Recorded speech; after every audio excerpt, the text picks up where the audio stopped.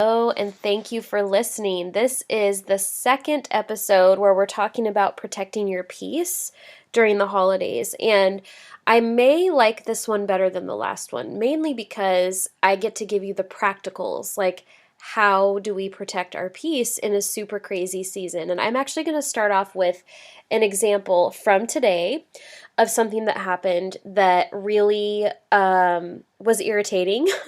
But also, I was like, you know what? I could really choose to be frustrated about this and bend over backwards and try to make it happen, or I could just make peace with the fact that this isn't going to happen the way that I think it should, and I'm going to have to be okay with that. So my girls both have food allergies, and thankfully neither of them are anaphylactic, but they are foods that we avoid because they do cause, varying degrees of symptoms in their body. And so I have communicated this to various teachers, and for the most part, their teachers have been amazing. And I always have, basically I send them with a basically supply of different treats and snacks that are allergy friendly to them. That way, if there's an unforeseen party or somebody brings in cupcakes for their child or something like that, they're always prepared.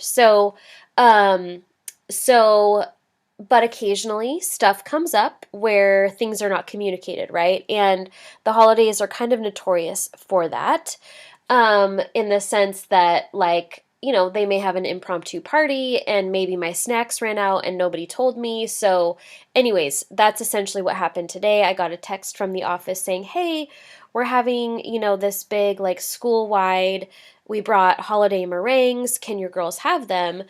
And I was like, oh no, I mean, unfortunately, that's got like three ingredients they can't have.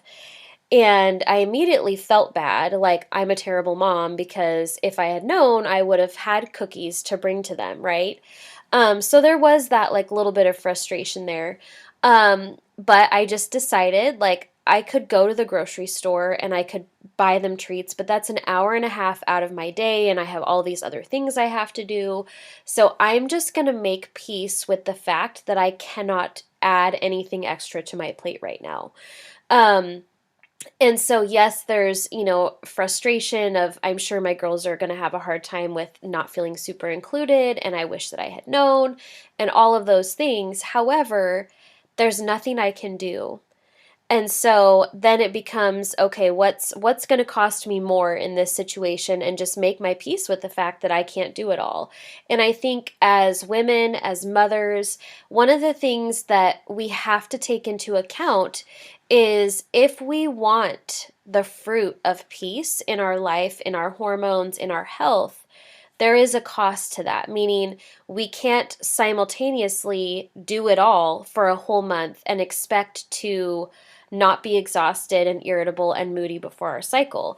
There's always like a give and a take. And I think one of the biggest things that I've come to realize, and one of the things I love to help my hormone clients through, is actually in realizing like you don't have to do it all. And there is so much freedom in letting things go. Like just let them fall off of your plate and discover how much freedom and grace there is in that. So one of the practical exercises that I actually take my clients through, we have a worksheet for it, which I will try to link in the show notes for you, is we actually reverse engineer the problem. So what that means is if the outcome that they want is a peaceful, harmonious, like being able to enjoy the holidays instead of feeling like they're just serving the whole time, or they're just bending over backwards the whole time, or they're just, trying to manage all of the different kid activities and church activities and ministry responsibilities and then we have to look at what fruit do we really want in this season, and then begin to plan our life according to that. So what that means is a lot of times what I'll have the women do is I'll say, okay, what do you want to feel during this season? I want to feel peaceful. I want to feel calm. I want to feel joyful. I want to be able to sit down and watch a movie with my husband uninterrupted. I want to be able to enjoy Christmas morning and like enjoy a warm cup of coffee and not feel like I'm just go, go, go, go. And then we begin to break it down into what are the things that make you feel the opposite of that. And we get very, very, very specific. So for some women, it's having to go to my in-laws immediately after, opening our Christmas presents as a family, or feeling like they're responsible for having to host immediately after Christmas morning. And that creates a lot of stress because then they're not able to enjoy what they really wanted to. For some of you, it may be like, okay, I know, I have a child in middle school and one in elementary school. I get approximately 25 emails a week from the school for various things, various activities, especially this last 2 weeks. And keep in mind, I also had the flu during this time. So I was very, very sick during the busiest time of the kids' school year. And there were just things I could not keep up on because I had to prioritize rest. So if we want to prioritize our peace and our joy and our ability to give to others from a grateful heart and not a resentful, obligatory position, then we actually have to take action in that. Meaning, I can't just be in a place of wishful thinking. I have to actually plan my life accordingly to this thing, right? So one of the things that I often notice, and you may resonate with this, you may kind of see yourself in this a little bit, is when we start working through this and we start going through the obstacles of what are the things that are standing in the way. Well, the laundry, the dishes, the bills that have to be paid, the meeting with my mother-in-law, or having to do X, Y, and Z. Then I start to say, well, what can you let go of? And usually their response will be, well, none of it. Like, it all has to get done. And then I pose the question, but does it really though? Like, could you let the laundry go one more day? Could you, invite your husband in to do the dishes?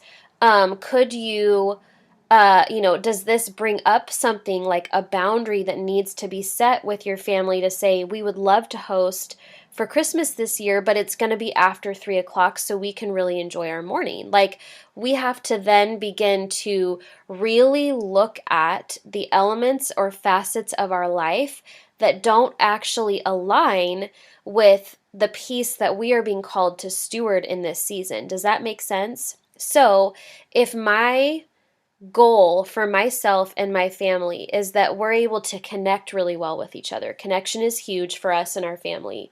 So, what are the things that build connection? Well, for us, the opposite of building connection is having to rush around to different events, eating a bunch of sugar, having to do all of these different activities that doesn't allow for us to rest, and then we're irritable and then we're not connecting well. So for us as a family, those kind of things don't build connection for us. So it's really looking at, okay, what are our core values and how do we need to protect that, and what things fit into that, and then what things don't fit into that, and then just getting really good at making your yes, yes, as it says in the book of James, and your no, no. Because when we give somebody our yes, when we mean no, there's going to be resentment, there's going to be bitterness, there's going to be frustration, and that just adds to the dysfunction that's already happening in most of our lives. Does this make sense as you're listening?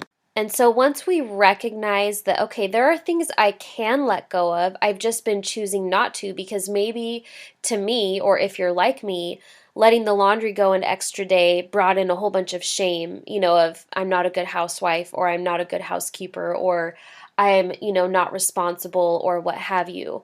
Maybe some of you have those kind of cognitive thought processes that really are not healthy and they need to go. Maybe this highlights, the need to invite somebody else in and say, hey, I actually need you to take over, to take the load, some of the load that I'm bearing here, and so that I can actually rest, right? And how many of us really struggle with that? I mean, my husband is amazing. He's super on top of stuff like that. He's always been, what I would call just a servant in the home where, if he sees the dishes need to be done, he doesn't wait for me to do it. He does it on his own. Um, but I also grew up in a family that was like that. My dad was very much the same way. And I also recognize that not every family is that way. But when we're going through that process of what do I really want? What do I really need? And what things are getting in the way?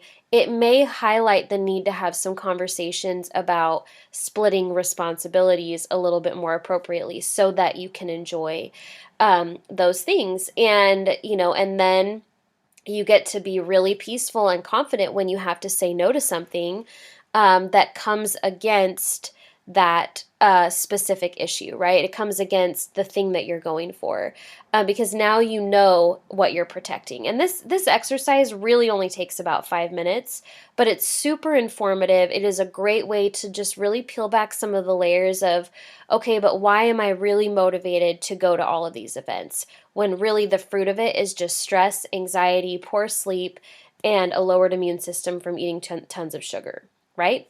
So I would just invite you this holiday season, I'm going to keep this episode really short, to do this exercise and really begin to think about, okay, what are the things that I'm doing, and is that leading me to my end goal of more peace, more connection, less frustration, less irritation, etc.? Or is it adding to what my goal is for this season? I know for me during this time of the year, I feel just kind of an internal sense of I need to pull in, right? I need to have more time to pray, and I need to, like, that's just what fills my cup, right? And so I follow that kind of, that pull, that drawing in, because I really want to honor my body's need for rest. I want to honor my body's need for restoration, and connection with my family. And so it has always paid off. It has always helped us as a family to really identify what our core values are and stay in that place of peace. So I hope that you're able to do this exercise with me. I hope that it lends to more peace during the holidays. If you have questions about setting boundaries or how to protect that peace, go ahead and head on over to Instagram, and shoot me a DM at Abundant Wellness with Andrea. Thanks for listening.